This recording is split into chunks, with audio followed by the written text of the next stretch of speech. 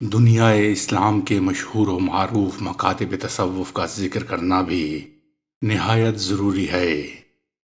اسلامی تصوف کا کوفی مکتبہ فکر، اسلامی تصوف کا بصری مکتبہ فکر جناب سید رئیس احمد جعفری ندوی رحمۃ اللہ علیہ سے رقم طراز ہیں۔ ان مدارس میں فقہ، حدیث، علوم الفقہ، شعر اور علم کلام کی طرف بہت کم توجہ کی جاتی تھی۔ یہاں پر خاص الخاص طریقے پر زور دیا جاتا تھا، اور وہ یہ تھے: ریاضت قلب، مجاہدہ نفس، روح کی صفائی اور جلا۔ کوفہ کا مدرسہ یمنی مکتب خیال کا تھا۔ یہاں نحو و شعر کی طرف بہت کم توجہ دی جاتی تھی، ظاہر حدیث پر زیادہ زور دیا جاتا تھا۔ یہ مدرسہ شیعہ شیوخ کی سربراہی میں کام کر رہا تھا۔ اس میں مرجیہ عقائد کے عناصر بھی شامل تھے۔ زہد و عبادت میں اس کے جو شیوخ تھے، ان میں حسب ذیل خاص طور پر قابل ذکر ہیں: الربیع بن خثیم، جابر بن حیان، کلیب السیداری، منصور بن عمار، ابو الغناہیہ۔ بصرہ کا مدرسہ تمیمی مکتب خیال کا حامل تھا۔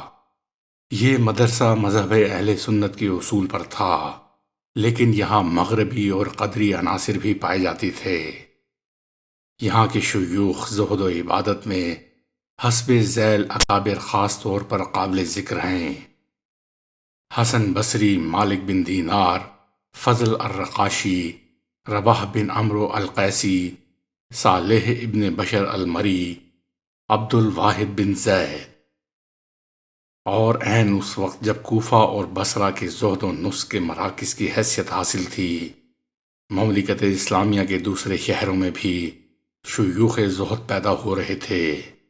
مثلاً بلاد خراسان میں ابراہیم بن ادھم، شفیق بلخی آخر الذکر اول الذکر کے شاگرد تھے۔ یہ تمام زہاد اور عباد جو پہلی اور دوسری صدی ہجری میں ظاہر ہوئے، ان کے بعد جو لوگ آئے وہ زیادہ تر صوفیاء کے نام سے ملقب ہوئے، لیکن یہ سب اس شجر مبارک کی شاخیں اور ٹہنیاں تھیں جس کی مضبوط جڑ حیات نبی صلی اللہ علیہ وآلہ وسلم کے چشمہ نور سے سیراب اور مستحکم ہوتی تھی۔ اس کی شاخیں حیات صحابہ کی چشمہ فیض سے بار آور ہوئی تھیں۔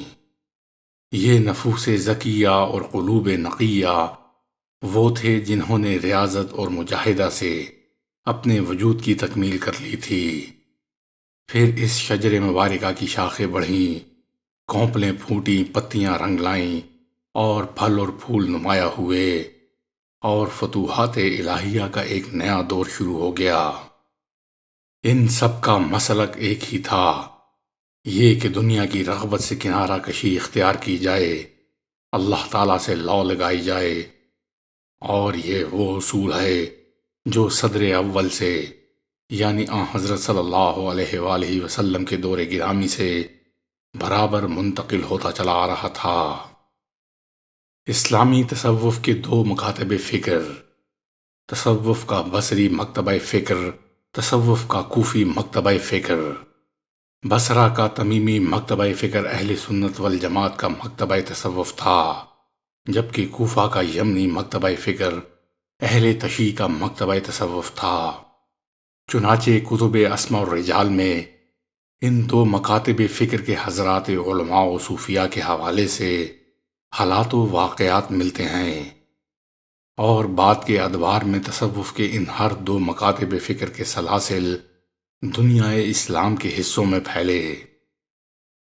مسلم ایران کے جو ابتدائی تقریباً 600 سال تک اہل سنت والجماعت کی مقتدرانہ حیثیت کا ماتحت رہا، یہاں پر مذکورہ بالا مکاتب فکر نے اپنی اپنی حیثیت کے مطابق راہ و رسم پیدا کیے۔ مشہور صوفی بزرگ مولانا فرید الدین عطار رحمۃ اللہ علیہ کا مشہور تذکرۃ الاولیاء 96 بزرگ اولیاء کے تذکروں پر مشتمل ہے، کہ جن کا تعلق اہل سنت والجماعت کے مختلف مکاتب فکر سے ہے۔ اس سلسلے میں دوسری کتاب نفخات الانس حضرت عبد الرحمن جامی کی مشہور تذکرہ کی کتاب ہے، جس میں 622 حضرات صوفیاء کرام کے حالات درج ہیں۔ اس سلسلے میں ایک تیسری کتاب حلیۃ الاولیاء علامہ ابو نعیم الاصفہانی کی ہے، جو کہ نہایت مبسوط و طویل تذکرۃ الاولیاء کی حیثیت کی حامل ہے، اور اسی طرح کی عربی و فارسی زبانوں میں چھوٹی بڑی کتب تعارف و تذکرہ ترتیب دی گئی ہیں۔ تو ان مذکورہ بالا بزرگ اور قدیم مصنفین و مؤلفین کا تعلق سرزمین ایران سے ہی تھا۔ ان کتب تعارف و تذکرہ سے ہمیں اس بات کا بخوبی طور پر علم ہوتا ہے کہ ایران مسلم عہد کی تاریخ کی پہلی 6 صدیوں میں اہل سنت والجماعت کے کس قدر بزرگ علماء و صوفیاء پیدا ہوئے۔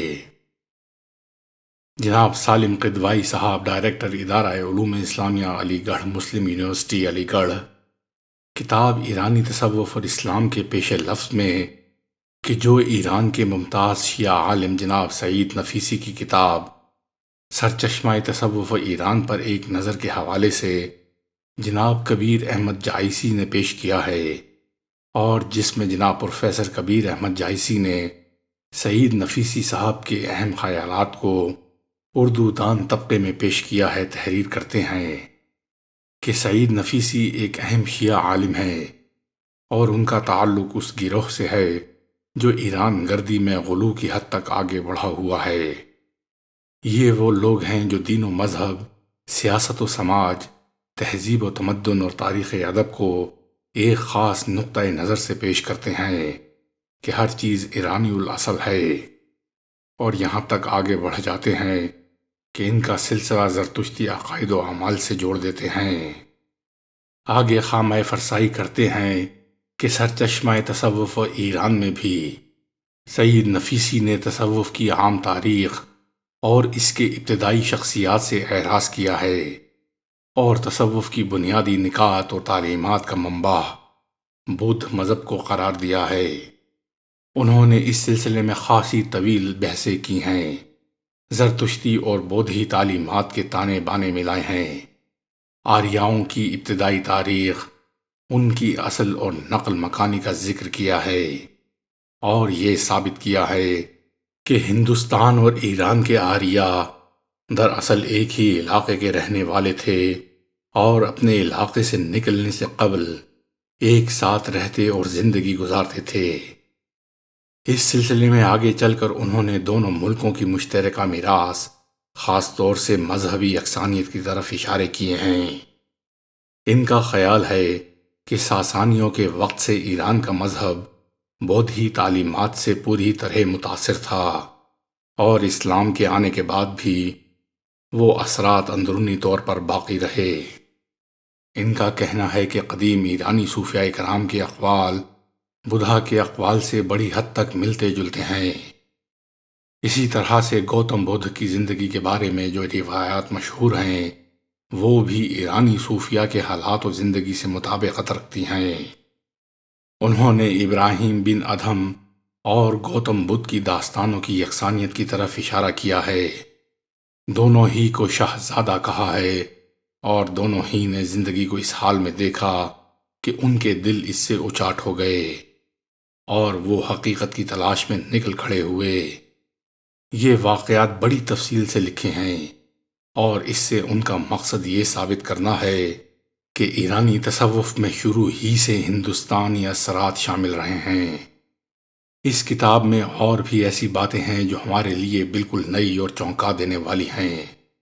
خدا معلوم اس کتاب کی اشاعت کے اثرات ایران میں کیا ہوئے اور وہاں کے لوگوں نے اس سے کیا تاثر لیا، لیکن جہاں تک میرا خیال ہے کہ ہندوستان میں اس کے بارے میں لوگوں کو زیادہ علم نہیں ہے، ورنہ یقینی طور پر اس میں بیان کی گئی بہت سی باتیں جو شیعت پر ضرب لگاتی ہیں ایک نئی بحث کا آغاز بنتی۔